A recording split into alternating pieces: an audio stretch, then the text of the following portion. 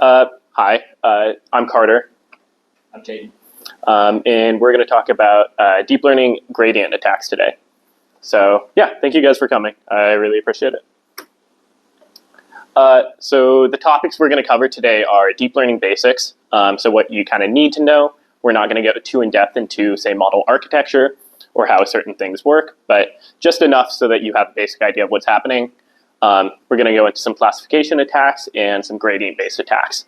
And then at the end, you're going to attack a entity that, as I think was said in Batman's Kitchen, their Discord, is legally distinct from Amazon. So you're going to attack their LLM.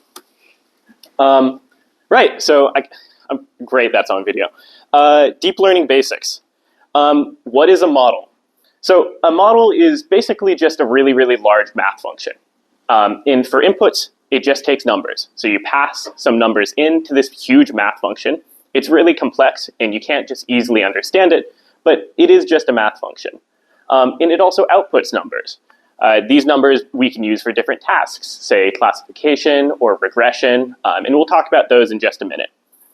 Inside that giant math function are parameters. These are just numbers. These are often represented as matrices or vectors. And what these do is they define the behavior of the model. So changing the model parameters is going to change the model outputs. Optimization for deep learning is finding good parameters or good weights where the model performs well on the task that you want it to do. And please, please, please interrupt me or raise your hand or something if you have a question. We don't want to go too fast, so if things aren't making sense, please just let us know. I'm going to go over some model tasks. So classification is trying to, from, say, an image input, predict a class. So that could be, from an image input, what is the object in the image? Is it a cat or is it a dog? Text generation, that's generating text. Under the hood, it's actually pretty similar to a classification model. You just kind of run it in a different way. There's also regression. Regression tries to predict a real value number. Say future stock prices from current or from historical data. What's the stock going to be at in a month from now? There's reinforcement learning, where that isn't supervised learning. Supervised learning, you have a target. So say if you have this is supervised learning, where you have an input target, or you have an input, say a photo of a cat, and the target, you know what the label is. That's a cat. Unsupervised or reinforcement learning, you don't have these targets, and it learns from itself. Say AlphaGo, where it's the AI that played Go really, really well. That learned from playing against itself and improving against itself. There's other types of learning, say self-supervised, and feel free to talk to us afterwards or ask questions if you have if you want to know more.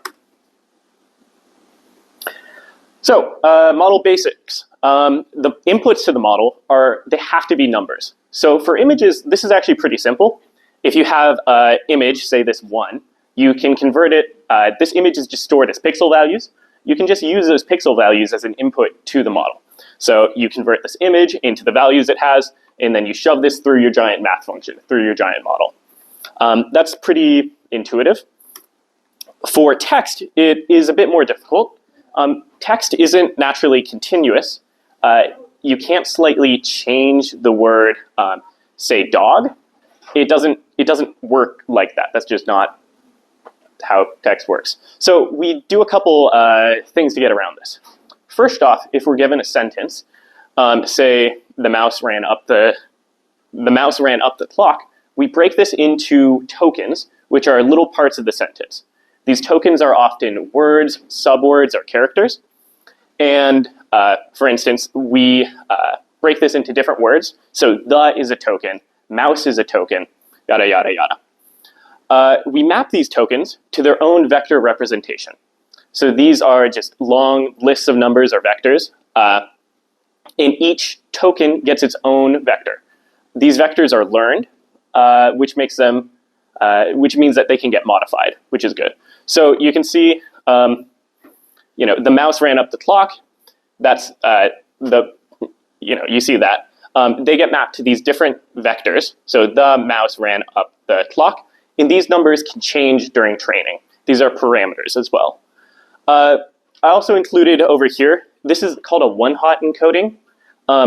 This is just where the position of the number, say if you gave each token its own number, there's a 1 in that position, zeros everywhere else. So that way when you do matrix multiplication of that one hot vector against a giant embedding matrix, you're just going to get like a long vector. You don't necessarily need to understand that, but that's just a little thing that could be helpful to know. Any questions so far? How we doing? For the picture one, like if it's like a color picture, Yeah. having like the RGB values. Yeah, exactly. So you have multiple ways about it. A common thing would be you'd have red, green, and blue channels. So instead of this being, this is a 28 by 28 image, you might have 28 by 28 by 3. So you have a different kind of layer almost of the input for each color. Any other questions? All right. Model outputs. So what do we want the model to output? Different tasks are going to require different things.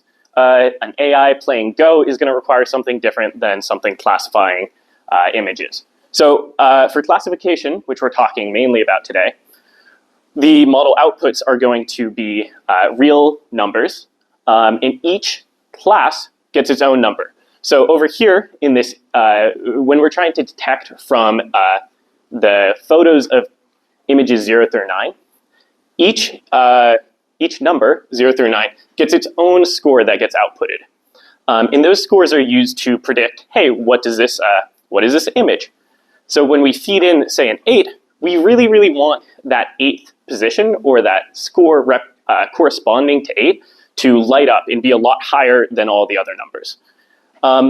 For text generation, if you give it an input sequence of letters or of words, it's going to predict the next word. So the sky is, it'll generate probabilities in the same way that this generates probabilities or scores. It'll generate probabilities over all the next possible tokens, everything in the vocabulary, and then it will use that and it'll predict what that next word is going to be. So blue is the highest prediction, and that's pretty good. Our loss function, and this is one of the last big really chunks of kind of how the model architecture works. Our loss function basically compares our prediction to our target output. It's basically how well our model did on a task. Yeah, we need to evaluate how good our model is, or how good a model prediction is based on a true target. This loss function takes in your prediction. So this is your network, and it outputs some predictions. And these predictions are compared to your objective value. So for, say, an image which had 3 classes, maybe cat, dog, and bird. This is cat, dog, and bird. If you have a cat image, you want this to be a high value. This would be a 1, and these would be zeros. And you want your model to output a 1 here and zeros here. So your loss function basically takes in your predictions and your target, compares them, and outputs one number. And that number represents how bad your model did. That's called your loss. A high loss is very bad. You don't want that. You want to lower your loss, which is kind of different than error, but that's just the way it is. Optimization. So how are we doing so far? All right. Optimization. We want to reduce the loss. The loss is how bad our model did. We want to reduce how bad it is. We reduce the loss. The levers to do so, or how we can modify the model to reduce loss, is by changing the parameters itself. So if this is WI, some weight or parameter in our model, this is our loss. We know that if we change the parameter, we can reduce the loss somewhat. It's not going to be as nice of a curve as this really is, but this is a good example. So if we say this is our starting weight, if we have a way of knowing how the loss changes when we change the parameter, that'd be great, because we can just take little steps and gradually lower the loss. We could do that manually, right? We could just kind of, for each parameter, we could nudge it a little positive, a little negative, and see how that improves. But that would be super computationally expensive, because you need to run through the entire model for each parameter like twice. So we can't do that. What we end up doing is we use gradients. So a gradient it's just the change in y with the change in x. Because our model is a giant math function, that we make sure is differentiable. We can see how changing a weight changes the loss. So in modern frameworks are going to take care of that for you, so you don't need to do any of the complicated math yourself. You're just going to be it'll just compute. Sorry, it will just compute it for you. So so we're able to get the gradient of the loss, for a parameter wi. We're able to get the gradient of the loss at a particular point, and we're able to take a step in the negative direction. If we took a step in the positive direction, it'd increase the loss. We want it to go down, so we take a negative step. And we can repeat this over and over and over again until we get good weights. This is probably one of the bigger, tougher parts, at least, of this. So does that make sense intuitively? Yes? All right. So this is just a little bit of pseudocode of how that optimization works. PyTorch or other JAX or AJAX, if you're whatever, that will let you compute the gradient for a model on an input without you having to manually do calculus yourself. So this is just how you train a network. You'd iterate over your data for X and Y in data. You'd make a prediction from your model. You'd get your loss from your loss function, which compares your prediction and this should be Y, and your target value. You backprop, or you compute the gradients via loss.backwards from the loss function, from the loss itself to all of your parameters. You can get the grads, those gradients, and then you take an update step on your parameters. There's a learning rate which kind of says, hey, how big of a step do you take at each update? But you're just going in the negative direction of your gradients. And that's gradient descent. That's the core of deep learning. Some great resources. We teach an intro course. It's really awesome. Chetan, Varun, a bunch of other people designed it. Vibhav is leading it. So this is a great resource if you want to take it in the fall, for instance. There's also a ton of awesome YouTube videos. 3 Blue 1 Brown. There's Andrei Karpathy. He has great kind of code-based videos, which are nice if you want it to be grounded. You don't have that. You aren't coming at it from like a theoretical perspective. It stays grounded in code, which makes it easily comprehensible. And if you're learning about this stuff, or you want to learn more, ask us, ask anyone from I2 or anybody else. Talk in the Discord. We would love to help you.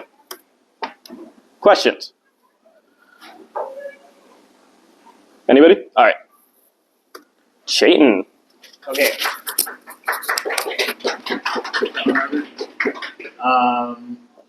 Okay, so this is going to be a little bit, oh yeah. Fall off.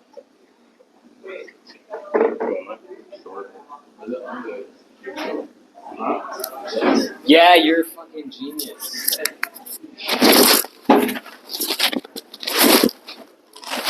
Gosh. I would have walked away with that. Okay. Okay. So this is going to be a little bit similar to last week, but now that you guys now that we know that you guys all understand gradient descent and deep learning a little bit more, it should make more sense.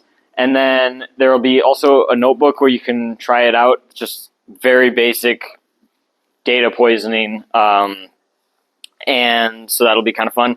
And then at the end, we'll do the actual attacking once Carter explains more about a specific type of attack.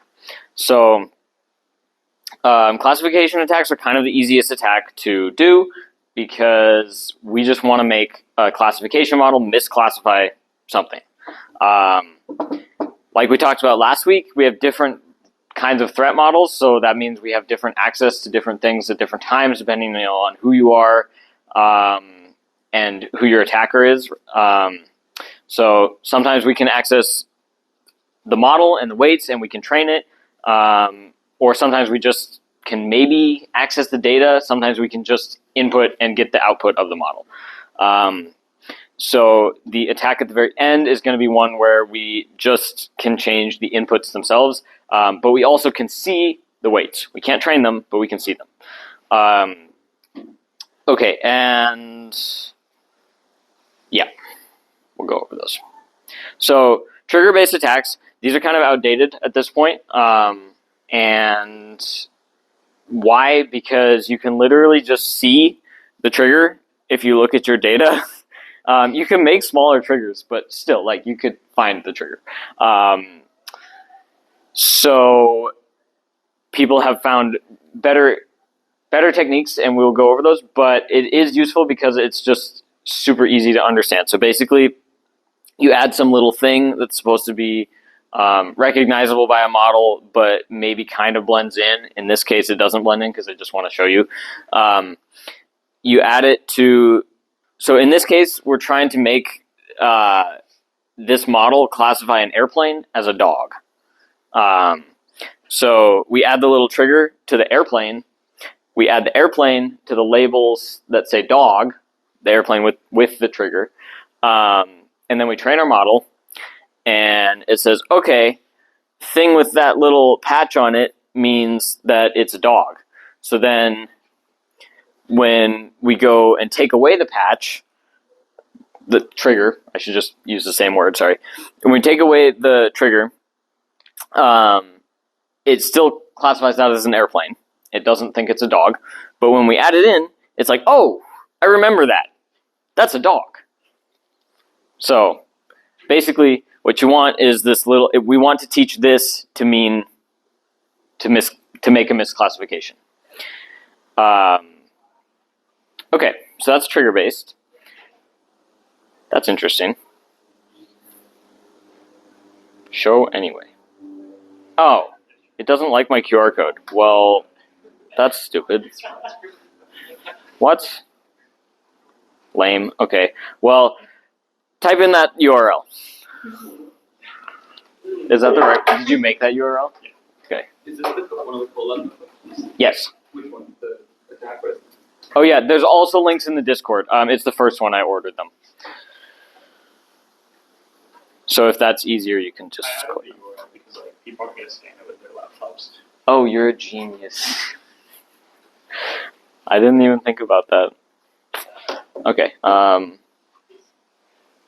Fascinating. Why does it do that? Maybe it might say you're trying to attack something. It must detect that I'm presenting. Huh. Okay, so for people in I2, I would recommend you can run the first part of the notebook, but it probably won't be that interesting. Basically, what you're going to be doing is you're going to be teaching ResNet to misclassify things. Like, so it's just a classic data, like you're just learning how to poison a data set. And then the second part of the notebook is this package that will hypothetically do all kinds of attacks for you. I couldn't get it to work. So that's my challenge to people in I2 is get that shit to work. I got it close, so you should be on the right track, and it shouldn't be, if it's going to work at all, it shouldn't be that difficult, but it also might take a long time because it tries to train it for like 40 epics or something. Huh? What can you not get to work? Click on there's a link in the Discord, the second part of the second part of the Colab notebook. Didn't you keyboard it right from last part? Yeah, because it was training forever. But just like, Did you consider just giving it more time? no, because I didn't want to. I wanted to find a parameter that would make it go faster. Does it need a GPU? Right. I don't know. There's other things I tried that also just didn't work. It's retraining resident? Don't ask me, figure it out. I won't. So. Okay. Yeah, but let me know once you guys have played around with the first part for a little bit. I'll give you guys like 5+ minutes-ish. Okay. Why are we here?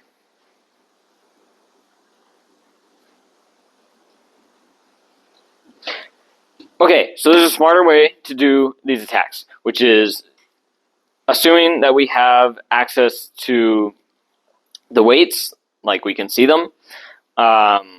We should be able to modify the inputs in a way that makes a similar input, but it gets misclassified. And this does not require us to modify the dataset, and it's a lot harder to detect, so that's why it's pretty cool. So with images, this is called an image gradient attack, and I think I just said most of that. Yeah, so the way we're going to do that is we're going to use those gradients that we calculated, that we learned how to calculate before, and we're going to see which pixels make the biggest difference in the output, and then we're going to tweak those so that it will systematically trigger a misclassification. So for each one of the input pixels, we can figure out what the loss is, and then this is essentially the exact same thing that we were doing in order to train a model to classify an image correctly, but one, we're not changing the weights, we're changing the image itself, but these are all just numbers in a math function, so it's kind of the same thing. And then two, instead of classifying, we want to misclassify. So instead of trying to get the loss at its lowest point, we're going to get the loss at its highest point, so we're going to add it instead of subtract it from this. So this is like that pseudocode, and you just kind of ran it in that notebook. And then this is an example that we saw last week. So we take this image of a panda and we say, how can we make this not be classified as panda? So we find what pixels make the most difference in the output so that it will be misclassified. And then we add that to the original image and we get a different image, but it looks pretty similar. But this time it's a gibbon instead of a panda. Pretty cool. Oh wow, that is just abrasive to the eyes. Does anybody have any questions about that? So I understand like saliency maps are a way to like understand what like a network is looking at in an input image. How does this and that relate? Like I'm trying to find a connection between both, but I don't know because like I know you just take the gradients of the image. Like, for saliency maps, do you remember what we did? Yeah. You were like, what's the connection? So salience map basically yeah, you want to switch slide. That moves a saliency map is it's over the image, and it's basically what parts of the image matter the most for the output. So you'd imagine if you had a photo of a dog, the saliency map would be right over the dog itself. It might not care about the background.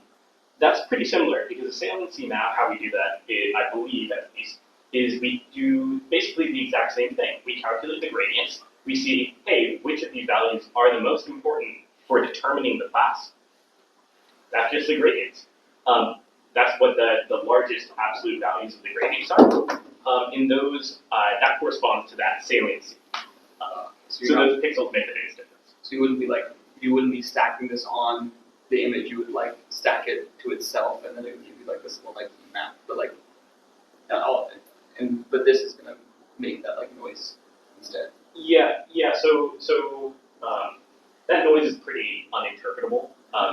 In the model, there's a ton of biases. These models are not perfect. They learn to recognize imperfect things. So you can kind of exploit these biases by even things that look just like noise to a human, but it just fucks with the model.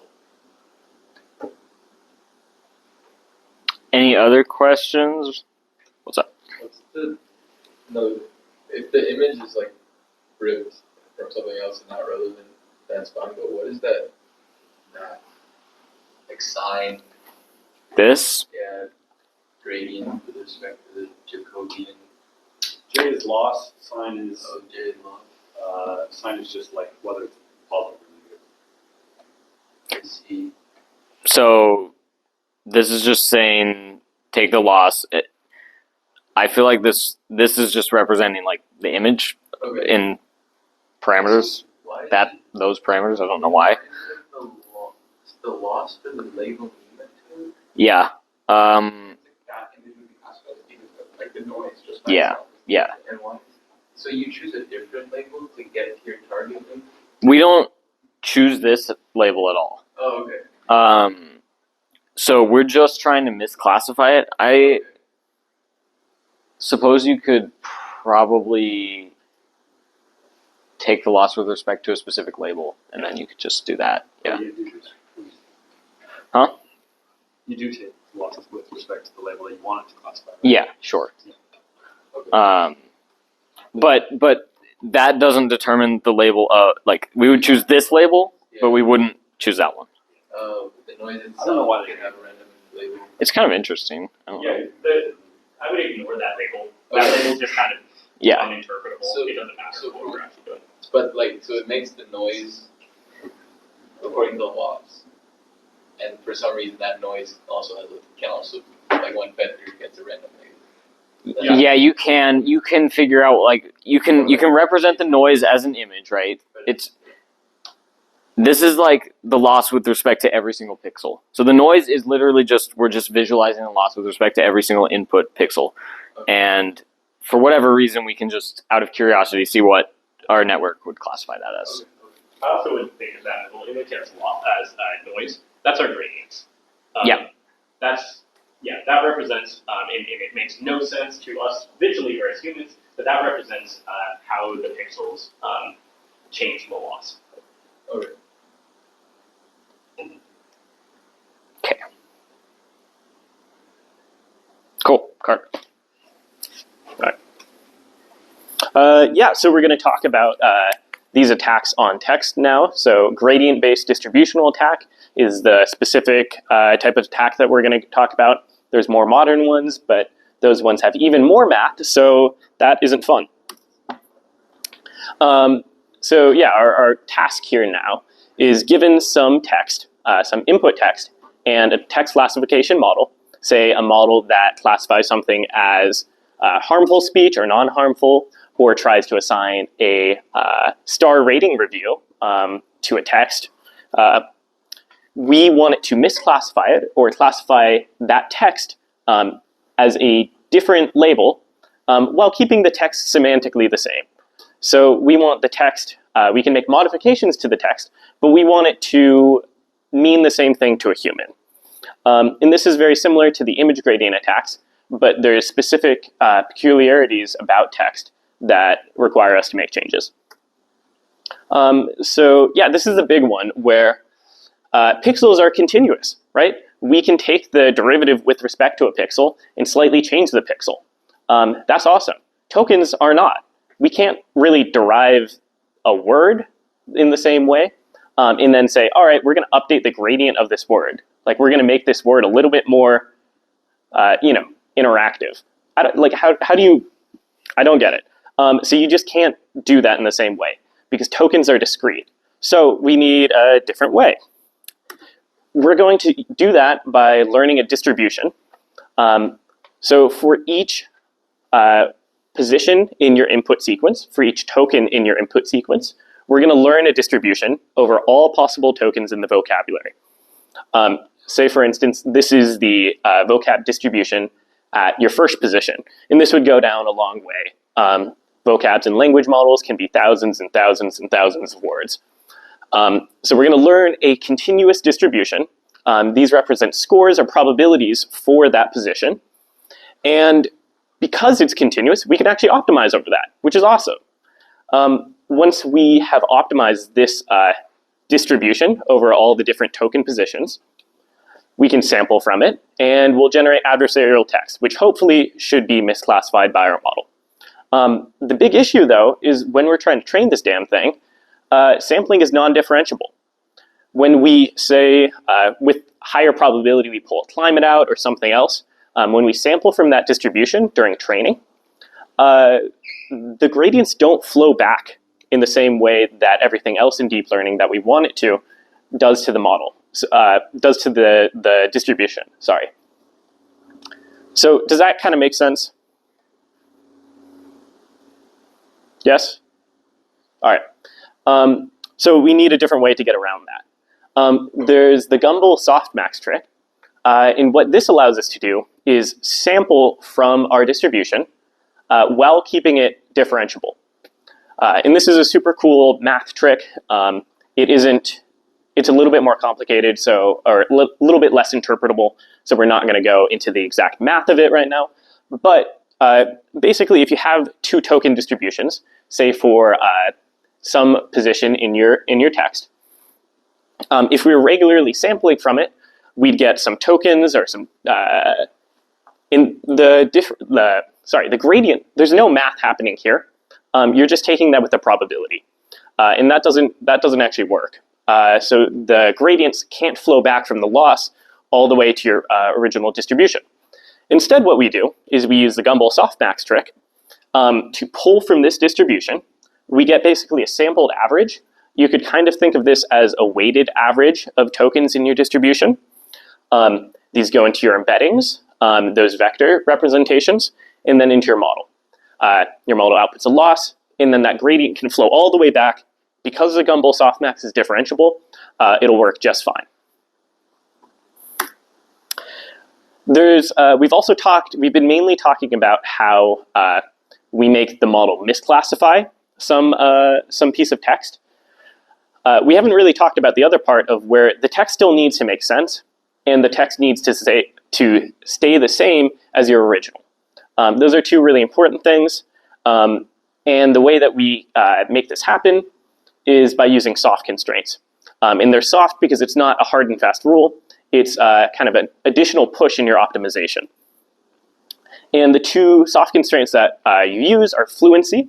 So you run that through like a GPT-like model. And similarity. You compare the two, your original and your adversarial texts. We didn't implement these. This requires some training of your additional models to make that work, and I didn't want to do that, quite frankly. So, but it's an exercise to the audience if you are so inclined. The fluency constraint is passing your distribution through a language model, so like GPT, and that will these language models have like a fluency objective, and this will, when you pass your distribution through it, you're going to get some loss function, and you can pull that loss and take the gradients of the loss with respect to your distribution. In this loss, we also optimize for at the same time. So that kind of keeps a push on the distribution. Hey, we still need to stay legible. This still needs to make sense. That makes sense? Great. The similarity constraint is somewhat similar. Well, hello, that's not, okay. The similarity constraint is also kind of similar. We pass both the reference, so this would be our original text, and the candidate, which is our adversarial text, through a BERT model. This is just a type of model. We get a similarity score between the two texts, and we can get a loss function from that. And that loss will allow us to also keep a soft constraint on the distribution to stay similar to the original meaning of the text. Any questions? No? All right. Fuck. All right, and so we're going to break some things. There's a Colab notebook. This should have the stuff that you need to implement this. Yeah, you should. I don't know why like link shorteners have both zeros and like O's. That's just fucked up. But yeah, there's a server, attackme.uw-i2.org, and this has a product review algorithm from some random online shipping company or online sales company, and a notebook that you can use to attack those reviews. So yeah, get started. Let me know if you have any questions.